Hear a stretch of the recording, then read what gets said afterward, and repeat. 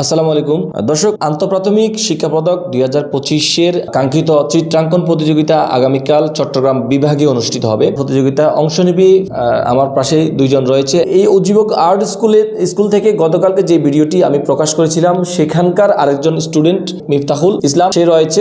এই দুজনই আগামীকালকে আসলে সেই চট্টগ্রামে বিভাগীয় পর্যায়ে তারা অংশ নেবে। আমরা একটু কথা বলবো। আমার পাশে রয়েছে মিফতাহুল ইসলাম। কবে থেকে তুমি চিত্রাঙ্কনটা শিখতেছ এই প্রতিষ্ঠানে? আমি এই শিক্ষা প্রতিষ্ঠানে 2022 সাল থেকে শিখতেছি। 2022 সাল থেকে? জি।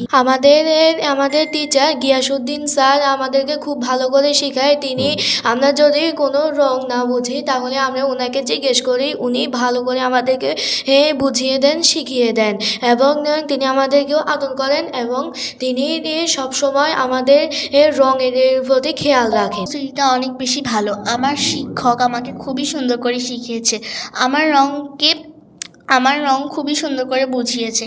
আমি কোথায় কি রং দিব তাও বুঝিয়েছে এবং আমাকে অনেক ছবি আঁকিয়েছে, তাই আমার প্রস্তুতি ভালো হয়। তার পাশে এই উজ্জীবক আর্ট স্কুলের শিক্ষক যিনি রয়েছেন গিয়াসউদ্দিন, আর আমার পাশে নওমি এবং তার অভিভাবকরা রয়েছেন এখানে। তারা সকাল থেকে এখানে আসলে তাদের প্র্যাকটিসটা করছে, কারণ আজ শেষ প্রস্তুতি, আগামীকালকে তাদের ফাইনাল সেই কাঙ্ক্ষিত চিত্রাঙ্কন প্রতিযোগিতা হবে এবং তারা সেই প্রতিযোগিতায় অংশ নেওয়ার জন্য তারা প্রস্তুতি নিচ্ছে। মিফতাহুল ইসলাম, তোমার এখানে তোমরা আসলে দাগনভূঞায় ইতিপূর্বে অনেকগুলো প্রতিযোগিতায় এবং ফেনীতে অনেকগুলো প্রতিযোগিতায় অংশ নিয়েছো এবং বিজয়ী হয়েছো, এরকম আমরা দেখেছি। তুমি সেখানে গিয়ে তুমি কেমন প্রত্যাশা করছো যে তুমি? জি স্যার, ইনশাল্লাহ আমি মনে করি আমি প্রথম হব।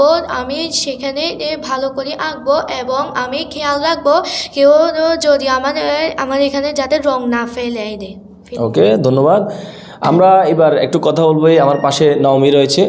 নওমি, তুমি গতকালকে তোমাকে অনেকে দেখেছে, দেশ বিদেশের অনেকে দেখেছে, অনেকে তোমাকে নিয়ে প্রশংসা করেছে। তুমি চিত্রাঙ্কন প্রতিযোগিতায় আমাদের দাগনভূঞা পর্যায়ে বা উপজেলা পর্যায়ে এবং জেলা পর্যায়ে তুমি ভালো করেছো।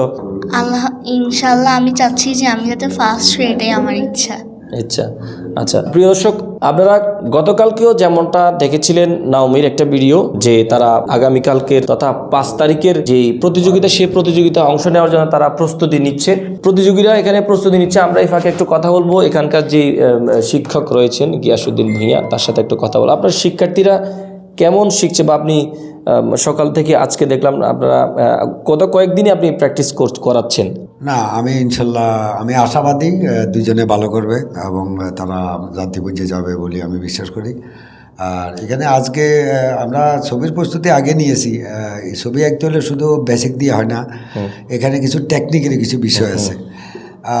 যেমন এই যে সময়, তারপরে হলো বিষয়, কোন বিষয় বলে তা তো এখনও বলা যাচ্ছে না। যে বিষয় বলে যেন তারা টেকনিক করে, যেন কিছু টেকনিক ব্যবহার করি যেন তারা সেই বিষয়টা আঁকতে পারে, সেই জন্য আজকে তাদের টেকনিকগুলো আমি প্রশিক্ষণ। আচ্ছা, তার মানে হচ্ছে সেই বিভাগীয় পর্যায়ে যেখানে শেখানো হবে বা প্রতিযোগিতায় অংশ নেবে, সেখানে তারা নির্দিষ্ট নাই, তারা ইনস্ট্যান্ট তারা দিবে, বিষয়বস্তু দিবে যে অমুক বিষয়ের উপরে তোমরা চিত্রাঙ্কন করো, প্রাকৃতিক বা যে কোনো। আচ্ছা, বিষয়টা কিন্তু ওখানে উপস্থিত দেওয়া হবে।